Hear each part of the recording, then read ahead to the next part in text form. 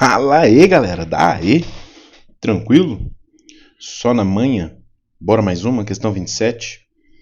Ela diz o seguinte: o desenho a seguir representa um retângulo formado por duas hastes paralelas condutoras, sendo uma ideal e a outra com uma resistência R constante.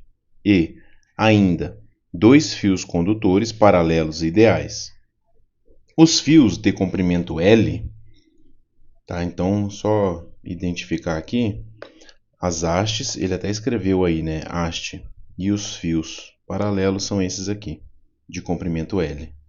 Deslocam-se com as extremidades sobre as hastes com velocidades constantes, paralelas às hastes e respectivamente igual a V1 e V2. Notem, pessoal, que ele colocou aqui, ó, V1 e V2 como vetores, tá? Esse sinalzinho em cima, ele não está aí de enfeite, ele é vetor, tá? Na região do retângulo há um campo magnético uniforme B. Esses pontos saindo da folha aí é o campo magnético uniforme B, perpendicular ao plano da folha, perpendicular ao plano da folha desta prova e saindo dela. Beleza, deu aí a situação, um campo saindo do plano da folha.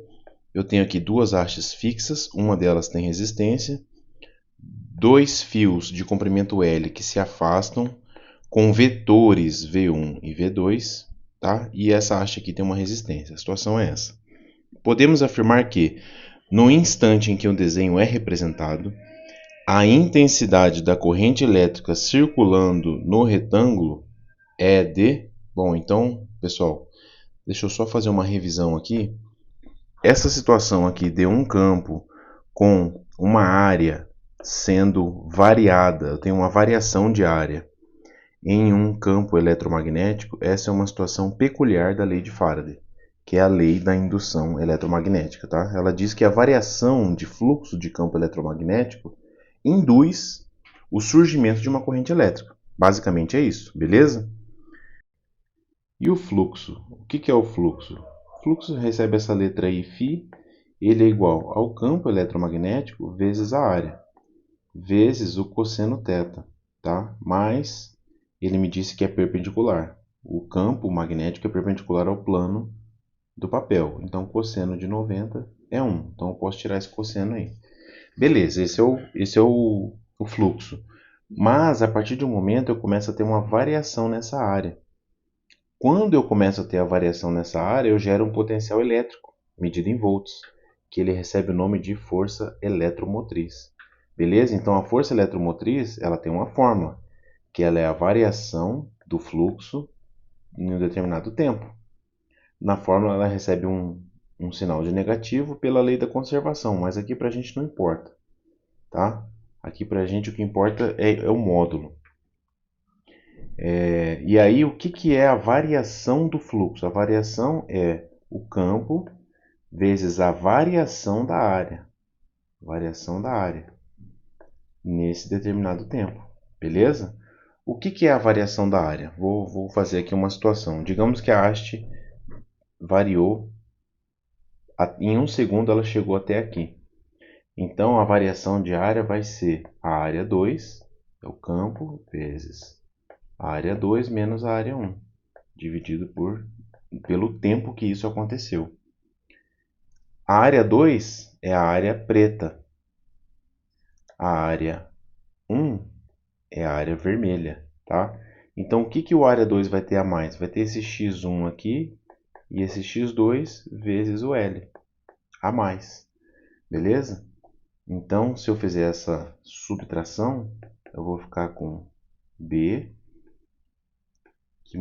a área é L, que multiplica x2 mais x1 dividido pelo ΔT.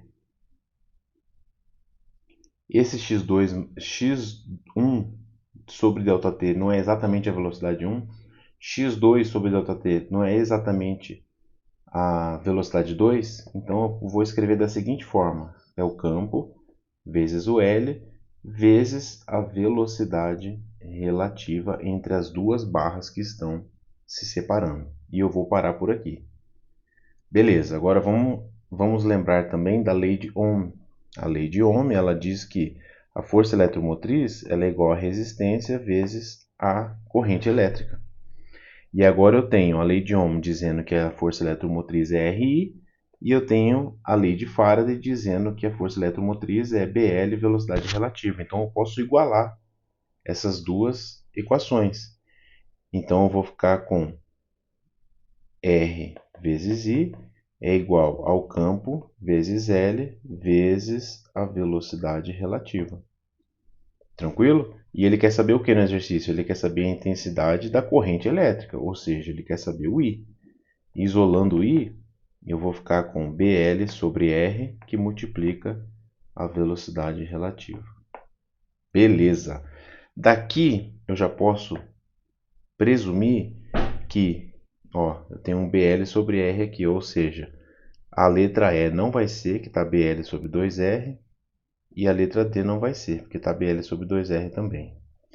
Qual é a velocidade relativa entre os vetores V1 e o vetor V2?